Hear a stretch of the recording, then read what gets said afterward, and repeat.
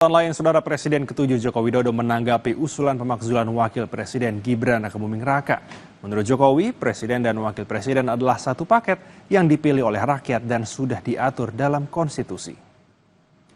Menurut Jokowi, usulan pemakzulan itu adalah hal biasa dalam satu proses demokrasi. Namun begitu, menurut Jokowi ada aturan dan hal-hal yang menjadi pertimbangan dalam proses pemakzulan. Ya, negara ini kan negara besar yang memiliki sistem ketatanegaraan. Ya, diikuti saja proses sesuai sistem ketatanegaraan kita. Bahwa ada yang menyurati seperti itu, yaitu dinamika demokrasi kita. Biasa saja, biasa. Nggak sakit hati gitu, Pak?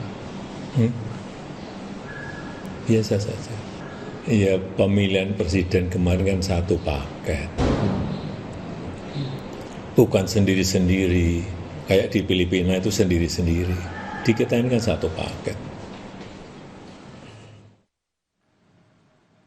Sebelumnya, Wakil Ketua DPR Sufmi Dasko Ahmad mengaku surat usulan pemakzulan Gibran sudah berada di tangan Sekjen DPR. Namun, ia belum membacanya. Forum Purnawirawan TNI telah resmi bersurat ke MPR dan DPR pada 2 Juni 2025 lalu. Salah satu poinnya soal proses pencalonan Gibran yang dinilai tak lepas dari intervensi relasi keluarga.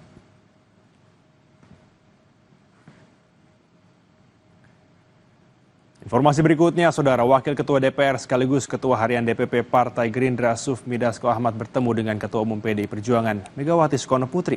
Kedatangan Dasko untuk menyampaikan pesan Presiden Prabowo Subianto kepada Megawati. Lewat Instagramnya, Sufmi Dasko Ahmad mengunggah foto momen pertemuan dengan Ketua Umum PDI Perjuangan Megawati Soekarno Putri. Dasko mengaku diutus oleh Presiden Prabowo Subianto untuk menyampaikan pesan konfidensial kepada Megawati.